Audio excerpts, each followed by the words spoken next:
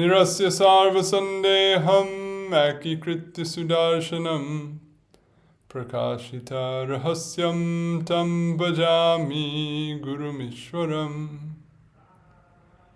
Itam Shri Radhika Prana Nathapada Sarojayo Yena Premanubhutyasha Dattam Tam Shri Gurum Bhaje.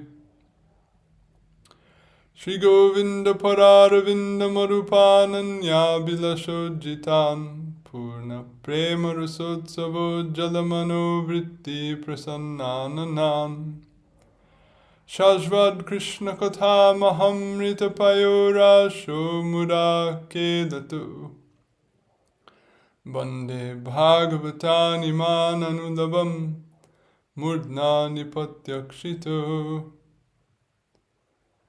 Namo Mahavaranyaya Krishna Prema Pradayate Krishnaya Krishna Chaitanya Namne Gaura Tvishe Namah Jayatam Surato Pangor Mama Mandamater Gati Matsarvasva Parambojo Radha Madana Mohano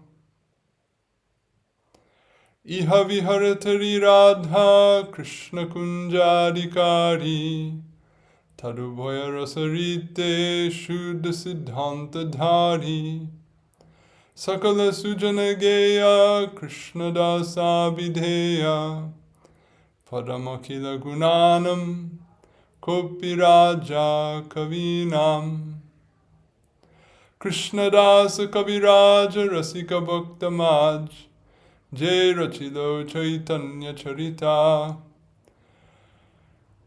Gaura Govinda Lila Shunite Galai Shila Tahatena Hoilo Morachita Jeba Nahi Bhuji Keva Shunite Shunite Seha Kiad Bhuta Chaitanya-charit Krishna Upajibe Priti Janibe Raserariti Shuni Le Borohoihit Shriyatam Shriyatam Nityam Giyatam Giyatam Mura Chintyatam Chintyatam Bhaktas Chaitanya-charitamrta.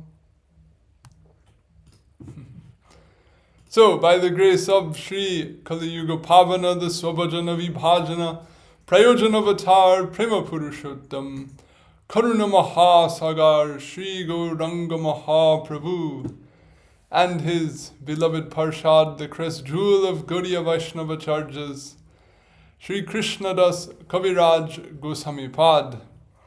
Again today we will observe ourselves in Sri Chaitanya-charitamrta. And pardon me for the unstable internet connection. Today the installation started on an improved connection, so hopefully by next week it will be better, but we may experience some instability today. So we resume here in the Madhya Lila Sanatan Shiksha discussion of the qualities of bhaktas of Sri Bhagavan. So Mahaprabhu is speaking about that in the course of 5 verses. He's given a list of 26 qualities of Vaishnavas, and we're looking now at a list of qualities from 3 verses in the 11th canto, which exactly match this list of qualities in these payars, save from one. And, oh dear, we started to discuss the ways that these qualities have been glossed. So we'll read the rest of those, and then we'll look at the remaining verses. Recording in progress. Sorry about that again. So we'll look at the remaining qualities that we left off with last time. There's 26 or 28 qualities in the list. So we went through half last time. So we'll continue with the commentaries on how these qualities have been explained. And then we'll look at the remaining qualities given in the 2 following verses. So I'm picking up here from from verse or number 13 or 14, I think is where we left off with last time. So these qualities again were listed by Krishna in a response to Uddhava's question, whom do you consider a sadhu? So someone who has these qualities is a sadhu. So 13, I think, is where we left off with. Oh no, the connection keeps coming and going. Aniha, non-active, free from visible, that is, worldly activity. Recording in progress. Sorry about that. It looks like we're having repeated up and down with the connection. As I mentioned, we're in the process of getting a new one set up.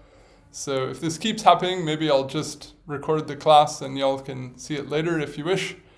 But I'll try for a few more minutes. But hopefully, as I said, by next week, it should be resolved. Oh gosh. Okay. Then I'm going to just drop this. Recording in progress. Okay, I think this is dropping too many times up and down, so I beg your pardon. I've started to fix the problem. It should be fixed by next week. I'll just record this class and upload it later and call it a night, not to torture anyone with an unstable connection. So, Jai Shri Radhe, pranams. Mita Bhuk, a measured eater, one whose eating is light and pure. Shanta, peaceful, of controlled psyche, or possessed of Shantarati.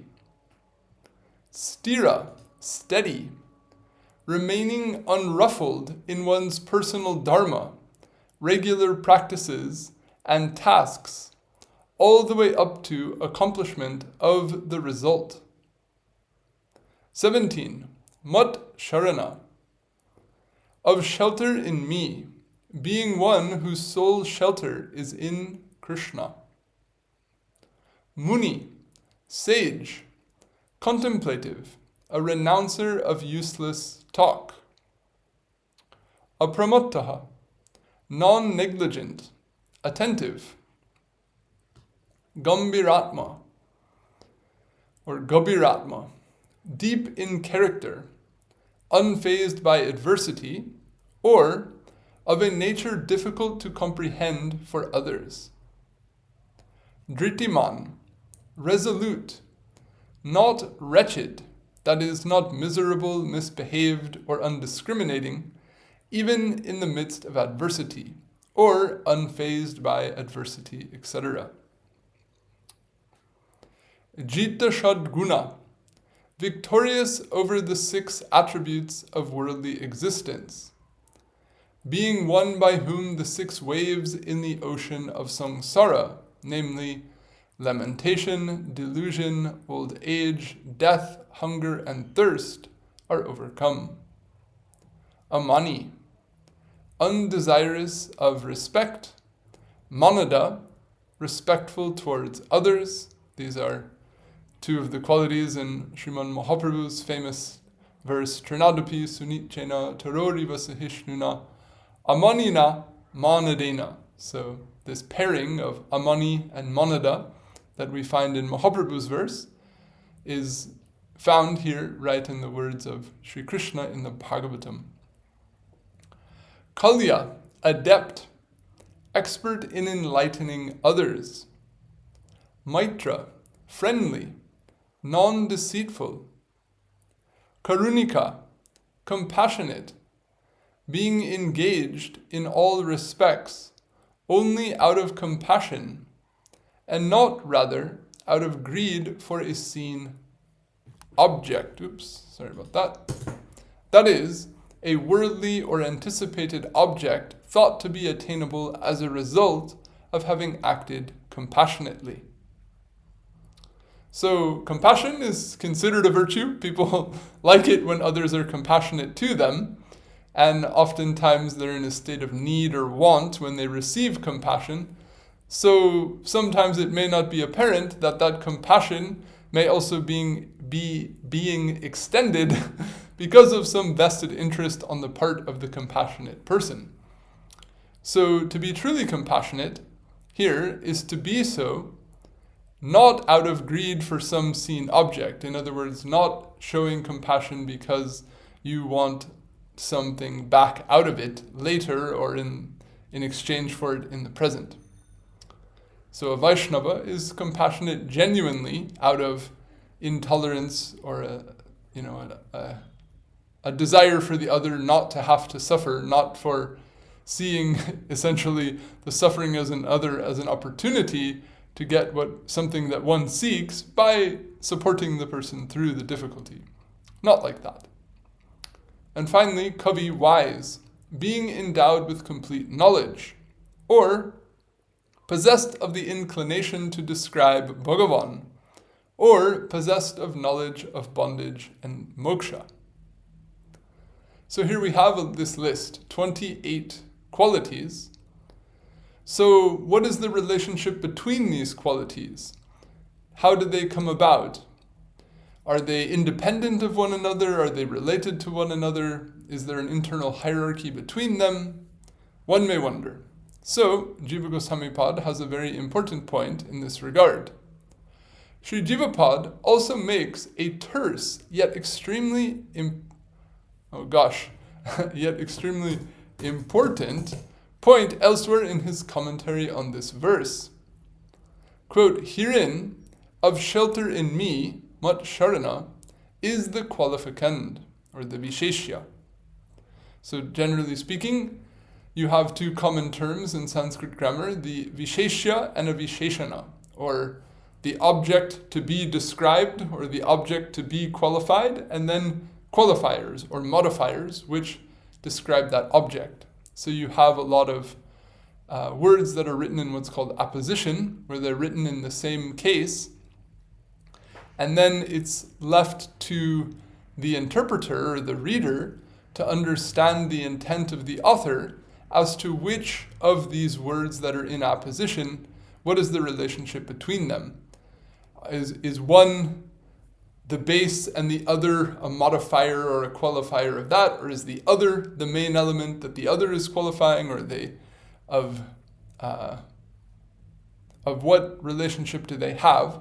So here he's saying that this list of 28 qualities is all qualifying the same subject, but he's saying, who is that subject? That qualificand is, or that principal quality is of shelter in me. In other words, what the import is that there's someone whose shelter is me. In other words, there's a Sharanagata, and then these 27 other qualities are the qualities of that person.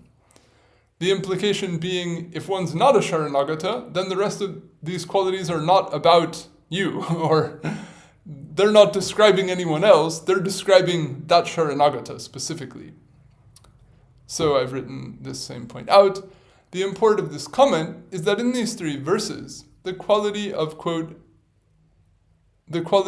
of shelter in me, that is, the quality of being one whose sole shelter is Krishna, is the principal defining characteristic of a sadhu, that is, a bhakta. And all the other qualities mentioned in these verses are adjectives, visheshanas, that describe other qualities that emerge in a bhakta who has this principal defining characteristic as effects of this principal characteristic. Sriman Mahaprabhu further discusses the pivotal importance of this quality of taking shelter in Krishna, which is known most commonly as Sharanagati, later in this chapter. So here we discuss the qualities of Vaishnavas, then we discuss the importance of association with Vaishnavas, then we discuss the necessity to avoid the association of non-Vaishnavas, and then we come to the subject of Sharanagati, which is an important fundamental prakaran here in this chapter, and then after that the whole rest of the chapter discusses sadhana, bhakti, specifically Vaidhi and Raganuga sadhana bhakti, and that's where we go through the end of this chapter on Abhideya. So we'll get into much more discussion of Sharanagati and the significance of what it means to be sheltered in Krishna when we get there. But at this stage, it's just important to note that when we're talking about a sadhu or we're talking about a bhakta, fundamentally we're talking about a sharanagata. And why that is and much more will come in the discussion of that prakaran soon. So, we'll move on. In the following citation, Sriman Mahaprabhu provides further evidence from Srimad Bhagavatam to demonstrate the various qualities of Sri Bhagavan's bhaktas. So, a few more qualities. As it was said earlier, there's unlimited qualities, and these are lists to give us some idea.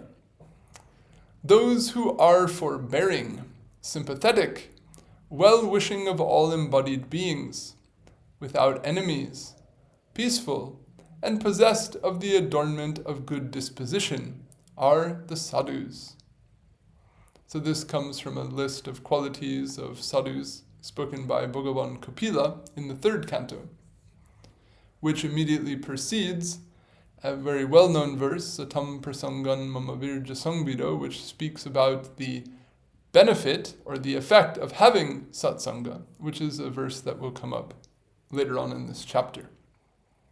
So when we get to that, we can remember that those sadhus whose association has those effects are the sadhus with the qualities listed here. The mention of the sadhus, sadhava, in this verse is taken to refer to those who adhere to Shastra, Shastranuvartina, by Sri Samipad. To refer to those who are straight, Sharal, that is sincere and honest, by Sri Chakravartipad, and to refer to Bhaktas of Bhagavan by Sri Sanatanpad, who explains his interpretation in his commentary as follows. So also elsewhere, not on this verse, but on a different verse, in the commentary on Hari Bhakti Vilas, Sanatan also glosses a sadhu as Shastranuvarti, or as an adherent or a follower of Shastra, just as Samipad does. So it's not only Samipad, but Sanatanpad also elsewhere accepts this interpretation. So, in gist, a sadhu is one who's adherent to Sat. Sat can mean existence or truth or reality. So one who is adherent to that can be called straightforward or sincere and honest, as Chakravartipad is taking it. Or if we understand Sat to mean the absolute reality, the ultimate reality, the truth in the ultimate sense, then a bhakta, one who's devoted to that truth and the, what we from the Gaudiya Vaishnava perspective consider the ultimate manifestation or aspect of that absolute reality or of that truth, Swayam Bhagavan Sri Krishna, a bhakta of him will then be the ultimate adherent or person who's fixed upon or devoted to the Sat. So in this way we get different ideas, and that point we'll also discuss a little bit later when we talk about the term satsanga. But Sanatanpad, he makes an important point related to this whole prakaran, which is as follows. The mention of, quote, the sadhus, sadhava, refers to bhaktas of Sri Bhagavan, as per the indication spoken by Sri Bhagavan in the concluding statement he makes to Durvasa in 9.468 of the Bhagavatam. That is, the sadhus are my heart, following the opening statement he makes to Durvasa in Bhagavatam 9.463, quote, I am completely controlled by my bhaktas. That is, Sri Bhagavan himself uses the term sadhu to refer to his bhaktas in his statements to Durvasa. So when Durvasa is running in fear of the Sudarshan Chakra, after having attacked Ambarish Maharaj, and Bhagavan is now explaining to Durvasa the dearness of his bhaktas to him, then he begins by saying, I am controlled by my bhaktas, as if I'm independent. Sarabir grasta hridayo, the bhaktas have captured my heart. So as he elaborates in 4 or 5 very beautiful verses, finally he says, Saravo hridayam madhyam sadhanam hridayam taham, that I am the heart of the sadhus and the sadhus are my heart. So when he says sadhus there, he's obviously talking about bhaktas because he started his whole explanation using the word bhakta, and he's making this point because of to convey to Durvasa the greatness and dearness of his bhakta Ambarish Maharaj. So in that way, Bhagavan himself uses the word sadhu alone to mean or to be synonymous with the word bhakta. Therefore, Sanatan Pad in this context is saying when sadhus are such as such, he's taking it to mean that these are qualities not just of sadhus in general, but bhaktas specifically. And he goes on to say, similarly, only a bhakta of Bhagavan is principally referred to by the word mahat as well, on the basis of deliberation on the meaning of the assertion, quote, how could a non-bhakta of Hari have the qualities of mahats? In the statement of Sri Prahlad, which we discussed in the previous class. So there, Prahlad has said, yasyasti bhagavatya kinchana, yasyasti bhakti bhagavatya kinchana, that the persons who have unconditional bhakti to Bhagavan, who are they? Bhaktas, all qualities reside in them. So then he says, how could non-bhaktas have the qualities of mahats? So when he says mahats, right after having said how bhaktas have all qualities, he's evidently using the word mahat as a synonym for bhakta, just as Bhagavan here used the word sadhu as a synonym for bhakta. So Sanatan Pad is saying that on the basis of deliberation of the meaning, meaning if you read this carefully, you understand that the word mahat is being used as a synonym for bhakta. So therefore, who is a mahat? A bhakta. Who is a sadhu? A bhakta. Moreover, following the same line of thought, similarly, only a bhakta of Bhagavan is referred to by the word sat, as well as per the meaning of the statement in Srimad Bhagavatam 4.22.39, quote, the sat unloosened the knotted vessel of action, that is, the ego, ahankara, by means of bhakti, that is, remembrance of the splendor of the petals of Bhagavan's lotus feet. This is the direction. So he's giving another example where the word sat is used to speak of bhakta specifically. So sat, sadhu, mahat are all synonymous with bhakta. So from the analysis of the Bhagavatam, who is a sadhu? A bhakta. Who is a mahatma? Who is a mahanta? Who is a mahat? A bhakta. Who are the sat? Bhaktas. So therefore, in this context where Mahaprabhu is speaking about the qualities of bhaktas, he's citing this verse which is giving a list of qualities of sadhus. So the whole point is that this list of qualities of sadhus is to be understood as a list of qualities of bhaktas. So what are those qualities listed here?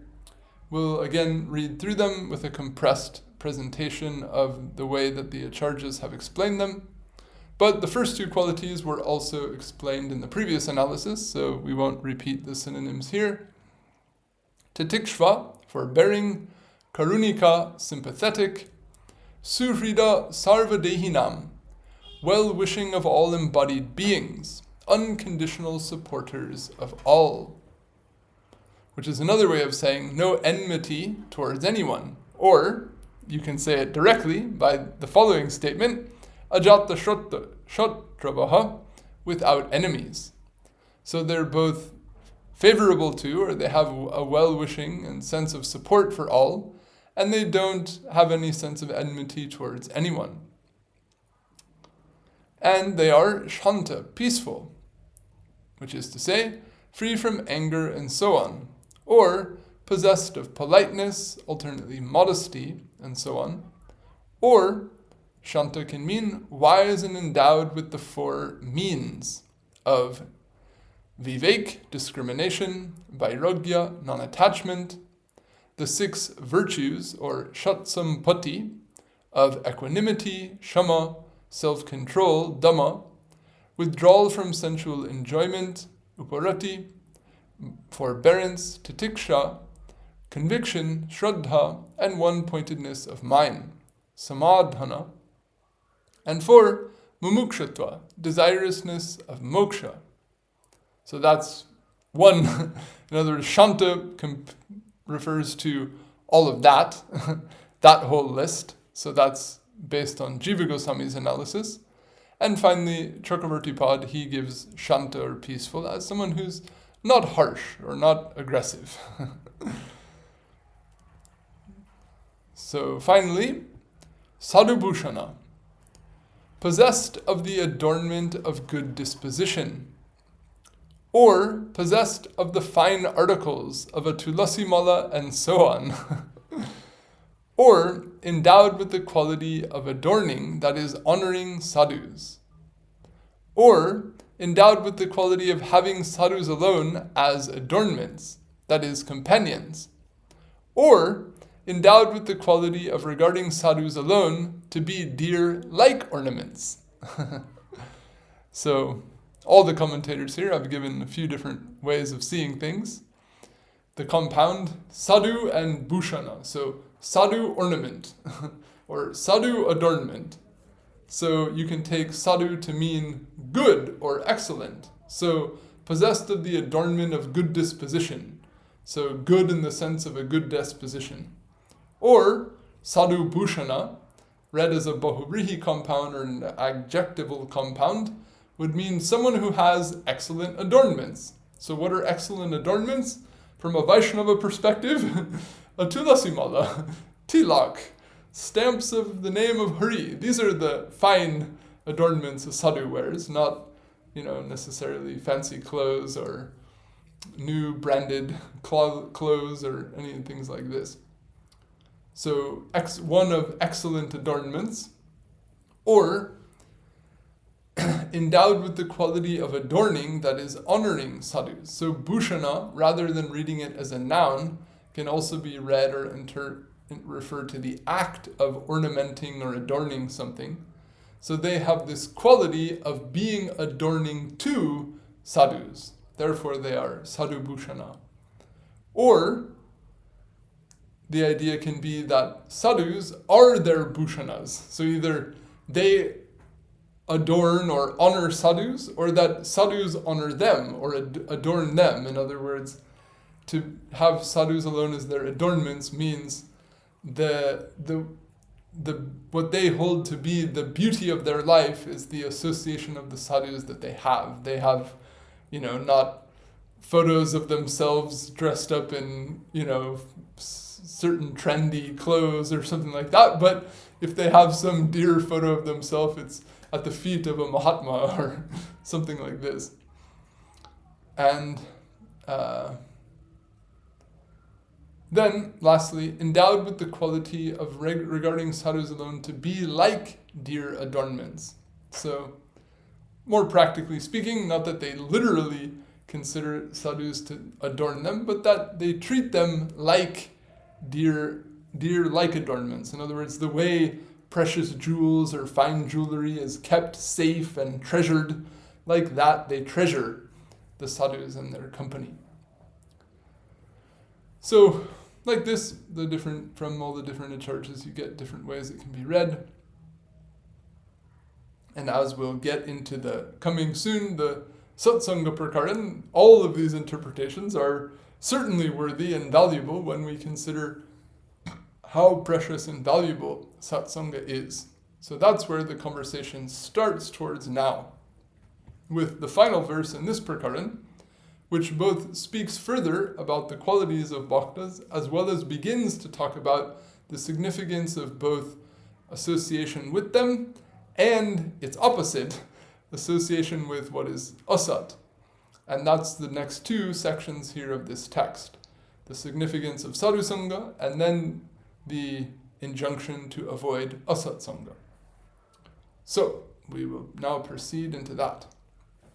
In the last of this series of citations, illustrating the qualities of bhaktas of Sri Bhagavan, Sriman Mahaprabhu cites a verse that emphasizes both the importance of service to bhaktas and the result of attachment to non-bhaktas.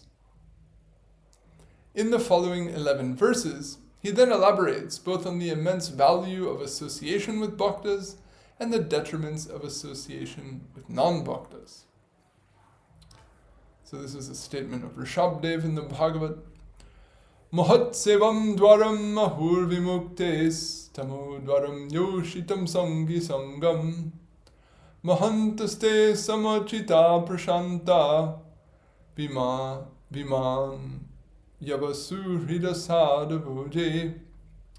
Service to the Mahats is said to be the door to mukti of various types, and attachment to those who are attached to women is said to be the door to darkness. The Mahantas are they who are of equal mind, tranquil, free from anger, friendly, and virtuous. So, some important discussion of this verse will now come from Jiva Gosvami and others. Sri Samipad introduces this verse as a description of the causes of both liberation and bondage. Associate with sadhus and achieve mukti, associate with non-sadhus and remain in bondage. Sri Chakravarti Pad similarly introduces it as a description of the causes of both deliverance and downfall that exist only in human life. In other words, animals or other living entities, they don't have the same opportunity that human beings do to associate with sadhus. Sri Sanatana Pad specifies that the quote darkness, tamas, mentioned in the verse can be taken to refer to samsara or naraka. So the door to darkness is asatsanga, meaning asatsanga will cause one to perpetually transmigrate within material existence. Asatsanga will lead to a condition of suffering. Although it might initially produce some pleasure for those of a particular disposition initially.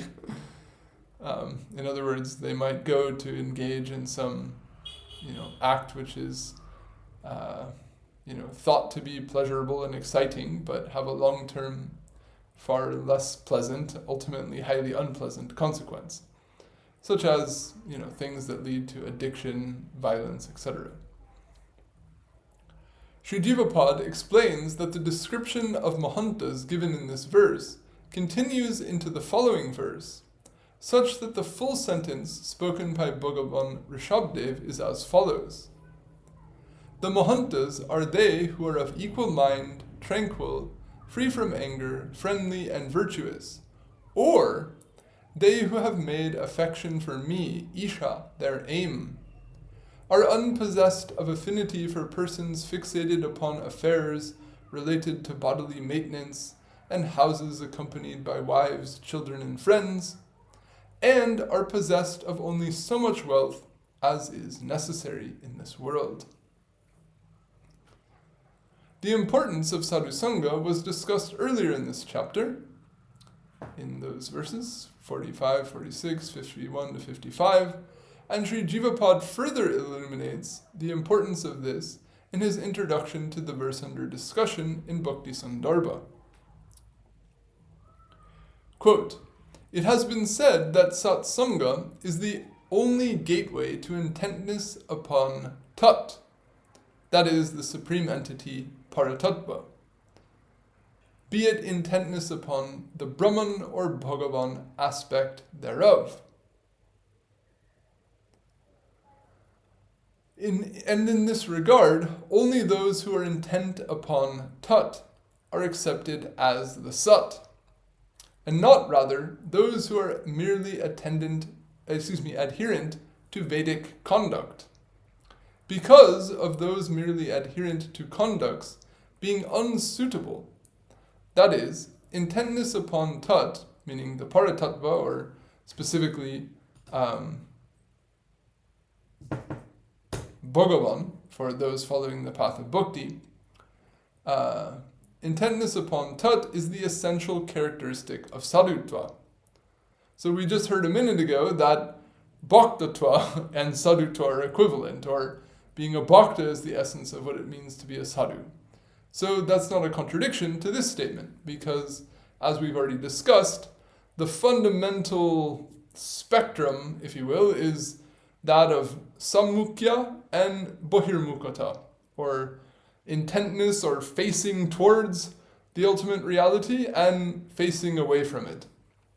So bhakti is the ultimate form or the ultimate state of intentness or attentiveness or consciousness, awareness of the Supreme Reality.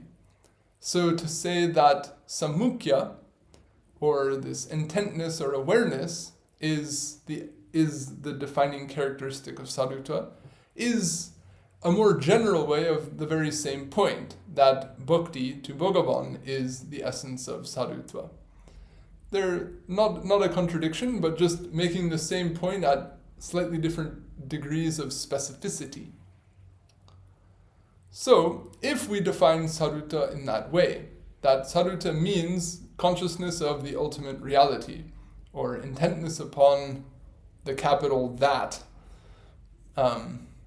then, because those who lack this characteristic, regardless of whether they are formally adherent to Vedic conduct or not, are not sadhus in the essential sense, their association is unsuitable for those seeking intentness upon tat, that is, sadhutva, because it will not give rise to such intentness.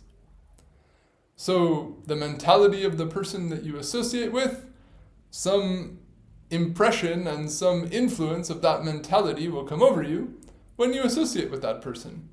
So if in someone's mentality there's no intentness, there's no sammukya, there's no bhakti to Bhagavan, or no specific awareness of that ultimate reality or focus upon it, then associating with that person is not going to bring an influence to you that's going to lead to you acquiring that.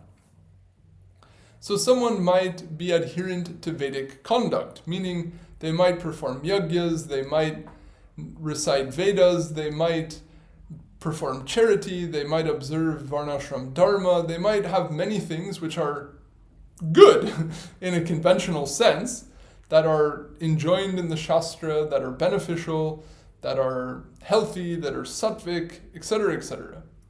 But it's possible for people to have all of those things without any real intentness upon tat, or any real sammukyata.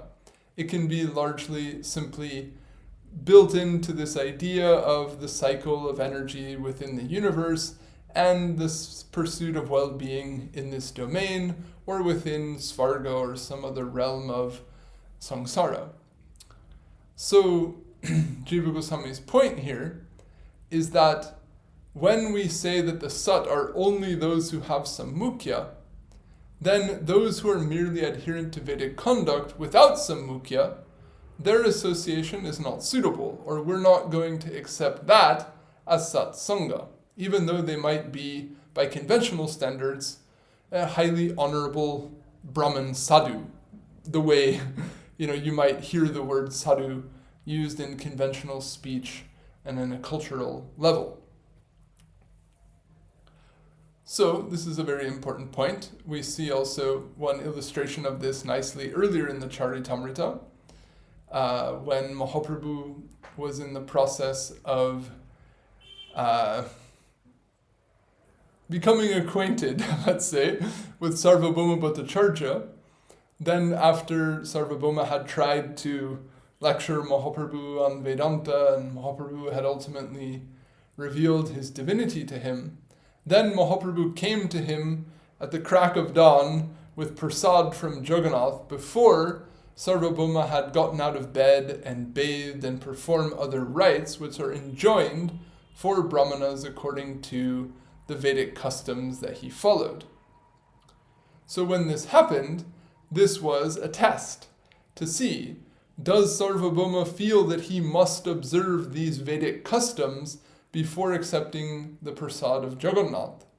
Or does he think accepting the prasad of Jagannath, in other words, showing respect, performing an act of bhakti to Bhagavan, is more essential and more important than these daily codes of conduct for me based on my social role and identity as a Brahmin and an observer of the Karma Marg, etc. So when Sarvabhauma disregarded those rites that are enjoined for the karma marg and took the prasad, in other words, showed that he had fundamentally, at that stage, Shraddha in bhakti, more so than even karma, then Mahaprabhu rejoiced, and he speaks a number of very delightful statements, saying, "Today I have conquered the world. Today I have ascended to Vaikuntha.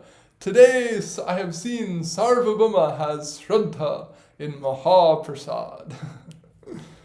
So Mahaprabhu everywhere gives such stress to the power, the significance, the richness of Shraddha.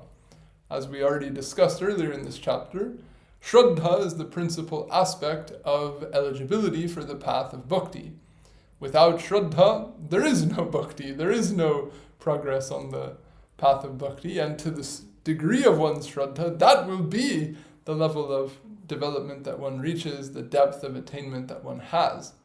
Yadrishi Shraddha, Tadrishi Siddhi Bhavati, I believe it is in the Brahma Samhita, that as is one's Shraddha, so shall be one's attainment. So when Sarvabhauma showed that he had this level of firmness of Shraddha and Bhakti, then Mahaprabhu was very pleased. So this point is related to that, because here Jiva Gosvami is saying, truly speaking, we don't even want to define those who don't have intentness upon the Paratattva, which implies a certain degree of Shraddha in the Shastra related to the Paratattva. We don't even want to define them as sadhus. And thus we want to imply that their association doesn't qualify as satsanga. Rather, satsanga principally means association with mahantas as they are defined in this verse now. So that's the point that Jiva Gosvami is bringing out. But what's also very significant here in these commentaries is that mahantas are of two types. Just as the Paratattva has a Brahman aspect and a Bhagavan aspect, so too then sadhus, who are broadly defined as those who have sammukhya, may be sadhus who have sammukhya towards the Brahman aspect or sammukhya towards the Bhagavan aspect. So thus mahantas may be, quote, Jnani mahantas or Bhakta mahantas. They're of two types, which is exactly what Chakravarti Pad will say next. So this is very important in that sometimes the zeal of some Vaishnavas or some Bhaktas speaks deprecatingly of those following the path of Gyan. But here, the Jiva Goswami, Chakravarti Pad, based directly on the words of Bhagavan Rishabdev in the Bhagavatam, are recognizing that those following the Jnana Marg and seeking realization of the Brahman aspect of the Paratattva are Mahatmas, are Mahantas, and therefore are very much worthy of respect. So it really doesn't behoove, or it doesn't really look good for bhaktas to speak arrogantly or denigratingly of persons whom the Shastra that they claim to follow actually exalts as a group of Mahantas who are worthy of great respect. Albeit, maybe not to the taste of Vaishnavas who favor, obviously, the path of bhakti compared to that of Brahman. But nevertheless, there is still a degree of honor and respect. And also, as per, for example, a verse we discussed earlier, Gita 18:54, the potential for even followers of the path of Gyan at a high stage to also take to bhakti, since even followers of the Jnanamar do engage in bhakti as a means to their goal. So because they also do engage in bhakti as part of the path of Gyan, in that sense also, respect is to be shown to that. Anyway, Chakravarti Pad makes this more clear. So he says the following: the word vimukte refers to mukti of various types. So vi meaning, what does he say? Vivida. So he takes the prefix vi in this context to mean vivida. rather than Vishishta, as it might be more commonly interpreted. So the reason for that, he explains, on account of the twofold nature of experience of the bliss of Brahman, that is, the supreme entity, based on such experiences being related either to non-differentiated Nirvishesh Brahman or differentiated Savishesh Brahman, as per the previous statement, quote, the infinite bliss of Brahman. Mukti too being twofold, that is, its being either Sayujya or that of being an associate, Parshad of Bhagavan possessed of Bhakti, is to be explained in this case on the basics of the prefix V in the word Vimukti.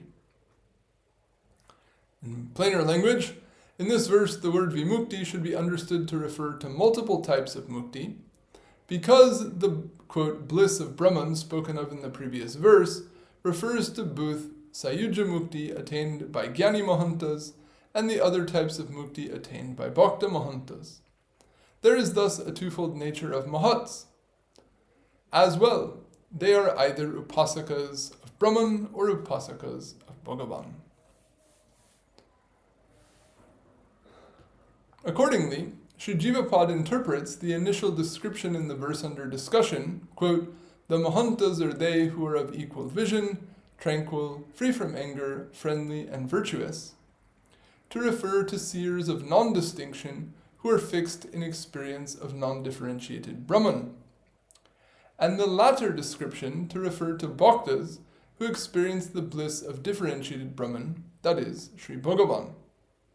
So interesting in this case, we don't see too many cases of this, but we do see some cases in the Charitamrita where verses are cited in a way that refers to an interpretation of them other than the interpretations that Jiva Gosvami gives. So here, by citing this verse without reference to the second verse that the sentence continues into, you would get the impression from the citation that a Mahanta with the qualities listed in this verse itself is a Bhakta, and a Bhakta has these qualities.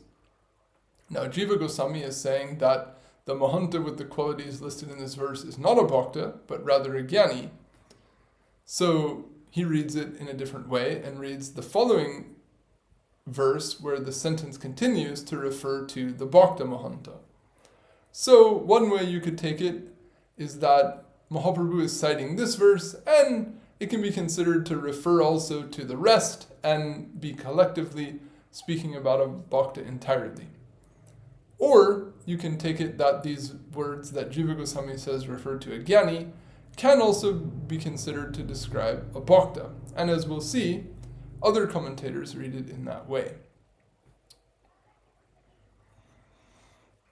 So, nevertheless, you might say, well, why are we going to go into Jiva Goswami's whole explanation of the rest of the verse, which is different than what seems to be the intended sense here in the Charitamrita? Well, we don't need to get into too many technicalities, but this particular point about there being two categories of Mahantas is an important point, which ties into points that are also made earlier and later in the text, and therefore I think it's worth going into this added level of subtlety. And it'll become more clear as we go on.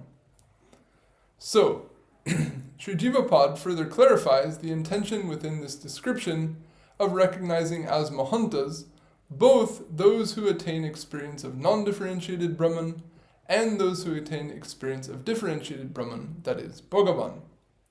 Quote, the greatness or Mahatva of them both is because of their respectively being a great Jnani and a great Bhagavata, and rather is not stated with the intent of conveying that there is equality in greatness between the two, as per the statement in 6.14.5 in the Bhagavad, which shows the superiority of a Bhagavat to a Jnani.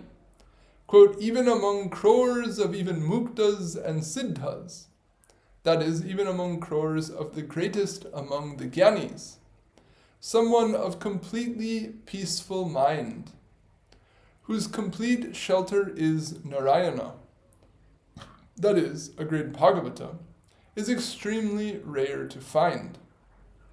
So this statement implies that a bhakta of Narayan is greater than the greatest of Gyanis. So although in the verse both Gyanis and bhaktas are called Mahantas, it doesn't mean that they're both Mahantas or that they're Mahatva or their greatness. Although they're both great, their greatness isn't necessarily equal. Rather, it's unequal. In this regard, on the path of Gyan, one who has experience, that is, realization of Brahman, is a Mahanta. And on the path of Bhakti, one who has attained prema for Bhagavan is a Mahanta. This is the common characteristic to be understood. In other words, a Mahanta is one who has achieved the goal of their path. The goal on the path of Bhakti is prema for Bhagavan, so Mahanta is one who's achieved prem. The goal on the path of Gyan is realization of Brahman, so one who's realized Brahman is a Mahanta. But is Brahman realization and prem for Bhagavan of equal greatness? No. Rather, the attainment of prem is considered something far greater than realization of Brahman. So they're both great, but not of equal greatness.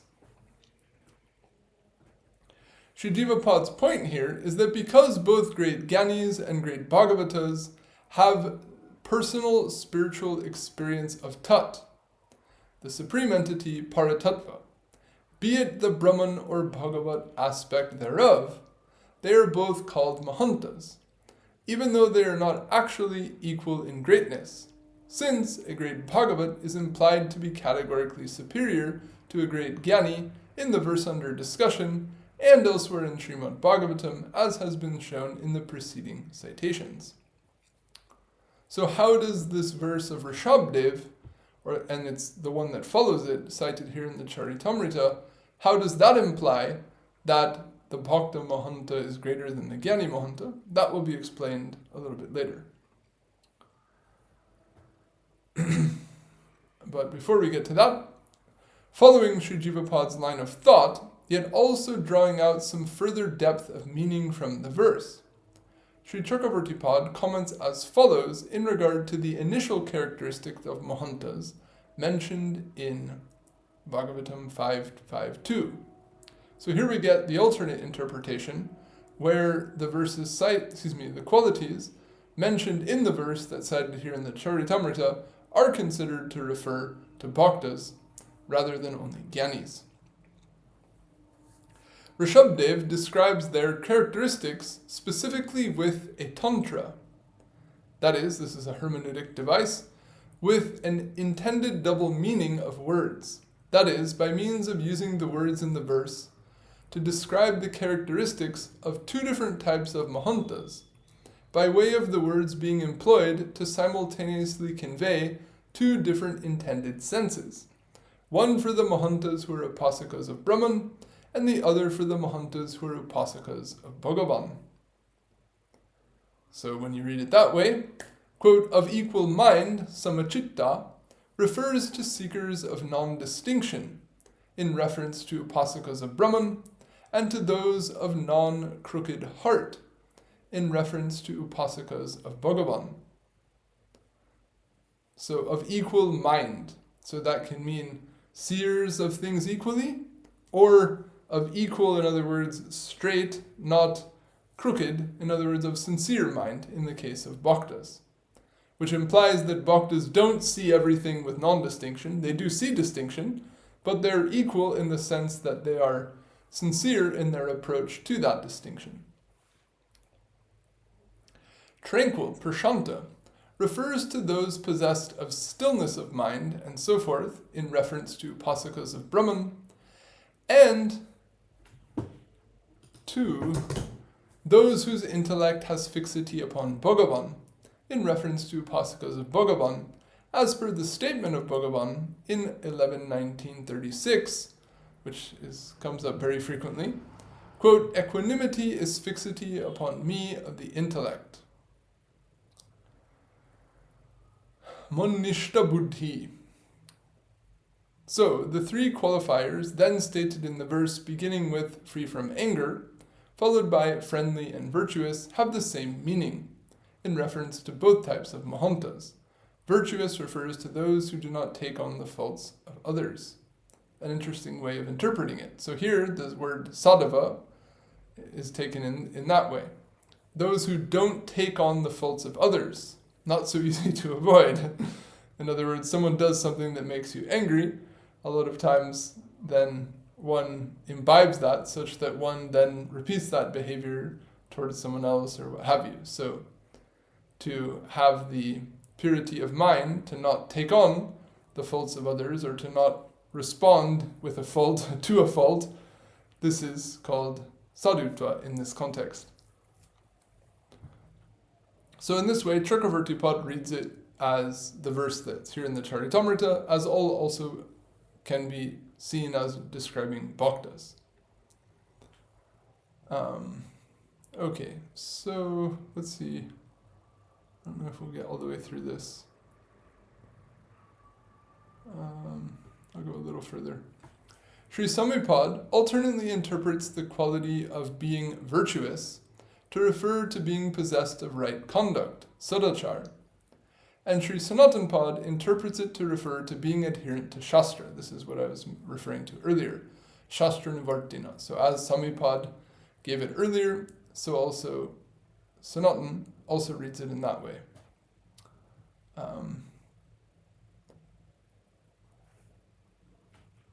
Elaborating on the comments of Sri Samipad on this verse, Sri Sanatana Pad explains the second quality of the latter type of Mahanta, the Bhakta Mahanta, as follows. Rishabdev then describes the external signs of these Mahantas having made prema for Bhagavan their sole Purushartha. Quote, they are unpossessed of affinity for persons fixated upon affairs related to bodily maintenance, that is, matters specifically of the mundane, and not matters pertaining to dharma and so forth. Or, alternately, the sense is that they are unpossessed of affinity for persons whose livelihood, that is, means of living, wealth, and so on, are used for mere bodily maintenance, and not rather for the sake of worship and so forth of Bhagavan. And these Mahantas are unpossessed of affinity for houses accompanied by wife and so on. So in other words, their ultimate and sole object of affinity is Bhagavan, and they relate to all as vessels of Bhagavan, persons who are situated in a relative degree of relation and depth of connection with Bhagavan, and then harmonize everything accordingly, but their ultimate fixity is one-pointed. And anything that proves unfavorable to that point of their fixity, they are aloof to or distant from or whatever may be required, such that nothing hampers their bhakti to Bhagavan. Sri Chakravarti Pad comments in this regard as follows. The Mahantas of this latter type, furthermore, are unpossessed of affinity for persons who enjoy specifically by means of the livelihood, or talks of those fixated upon affairs related to bodily maintenance.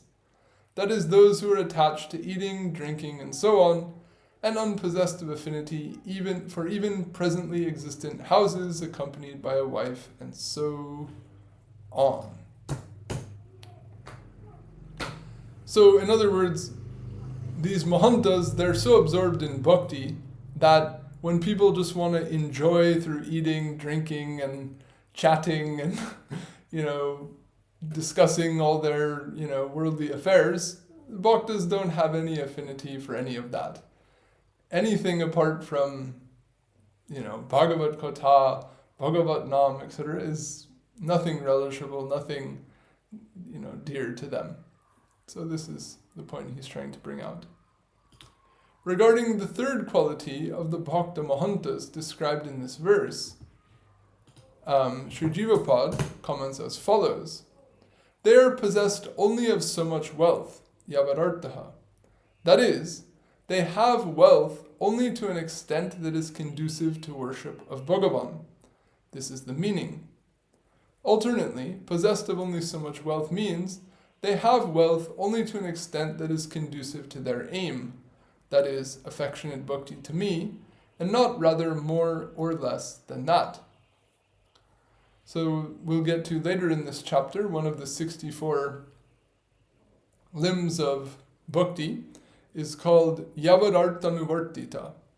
So it's directly derived from this statement, Yavararta-anuvartita, to proceed to the extent or with only so much wealth. And then a verse is cited from perhaps the Narada Puran, which says that for a person speaking the spiritual goal, their progress or their adherence to the path will be hampered by too much or too little of the required resources to keep themselves engaged and absorbed. So, balance. One wants to have what can facilitate absorption, in other words, and excess can greatly hamper absorption because it requires maintenance, it requires attention, it often leads to great attachment. So excess is a problem, but scarcity is also a problem because then one's thoughts are going to acquiring those needs or meeting those lacks rather than engaging in what would otherwise be acts of bhakti. So, to create a balance in one's life that facilitates absorption, this is the guideline. So I might go a little over time, but since we're this far in, I might as well just finish this discussion. So Sanatana Gosvami, he goes a little bit elaborate and has some interesting things to add to this topic. So, also, these mahantas are possessed of only so much wealth, meaning their wealth is only to the extent required. That is, the sense is that they are free from desire for anything apart from the maintenance of the body. So, they want what is required to maintain themselves, because they maintain the body, they maintain themselves in order to engage in bhakti. But beyond that, they don't want any more. So much. In other words, not beyond that. Alternately, prior to the mention of Yavarartaha, a question is raised. Well, how shall the maintenance of the body occur for these mahantas in this state of disregard for the body and so forth, as a result of an absence of affinity for the body and so forth, as has just been described? So the previous quality is that they don't have affinity for anything. They're one-pointedly devoted to Bhagavan. So if they're totally devoted to that, that means they don't care about the body. So then, how's their body going to be maintained if they don't even care about it? So, this quality of Yavararta answers that question. To this, he says, the Mahantas are they whose wealth is verily as great as the wealth that exists in the world. So, Yavararta, their wealth is to the extent or as to the extent of wealth. Means all the wealth there is, that's the wealth of these sadhus. You might say, what? So he explains, the Mahantas are they whose wealth is all the wealth that exists in the world. How so? The purport being that the people of the world, under the influence of prarabdha, their commenced karma, shall with their own wealth, and so on, verily of their own accord, bring about the nourishment and so on of these Mahantas' bodies. And thus all the wealth in the world is there for the sustenance of these Mahantas. So whatever they're due by their prarabdha karma, that they will get. And that what they're due by their prarabdha karma could be anything in the world. So the whole world, all the wealth in the world is just sitting there.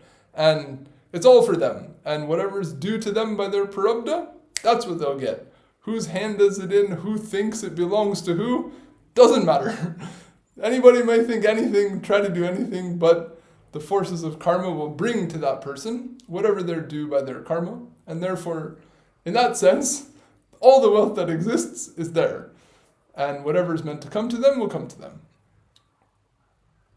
Still, one may wonder how it is that these Mahatmas can live in this world and not at least feel some degree of affinity for someone, at least sometimes.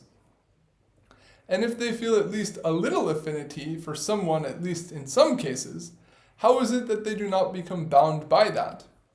In this regard, he explains, so this whole question is implied by the next statement, Previously, the Mahantas were said to be free from attachment.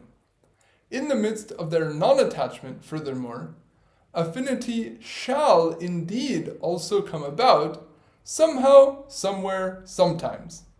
In other words, in the course of their life, there will be, to some extent, in some cases, they will show some appreciation, some fondness for some people or some places or some things. It's there. But that will be rootless and very transitory because of an absence of attachment within it to any such object of nominal affinity. In other words, they may show that they like some particular food or some particular place or some particular thing, but that's not the same as the conventional attachment of a worldly person, because it's only a superficial aspect of what is conducive to them engaging in bhakti, and they're so profoundly attached to bhakti that these other things are only shown or felt to have some affinity. There's only a feeling of affinity for them in a very secondary instrumental sense, such that so soon as they're no longer conducive and instrumental, poof, that affinity evaporates, such that here he calls it rootless. So he's being quite practical. In other words, speaking to the practicality of life. So thus, in this regard, furthermore, the veritable absence of affinity on their part, always, everywhere, in all cases, is stated. So therefore, in all cases, everywhere, they're not attached, or they don't have affinity, even though they sometimes somewhere do to some extent, because whenever they do somewhere to some extent, it's only a superficial degree, which is inconsequential. This is how he wants to read it. So, in summary, Bhaktas of Sri Bhagavan, by virtue of taking shelter in Sri Bhagavan, make prema for him their ultimate aim, purushartha, and engaging in bhakti to Bhagavan, become imbued by Sri Bhagavan's grace, with all the various qualities discussed over the course of the last 5 verses. The association of such bhaktas, moreover, is the fundamental means by which jivas in samsara acquire shraddha in uttama bhakti and take up the path of sadhana thereof.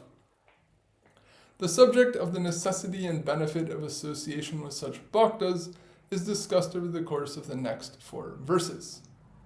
So now we begin the satsanga prakaran, or discussion of the necessity and the value of association with bhaktas, or sadhus.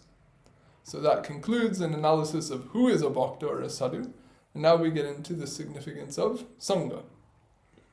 So we'll conclude here for today, and we'll proceed further into these teachings of Sriman Mahaprabhu to Sanatan Pad in the next reading. Vaishnavibhyo Namo Nama. Jai Shri Guru, Jai Shri Gaur, Jai Jai Shri Shri Radhe Shyam.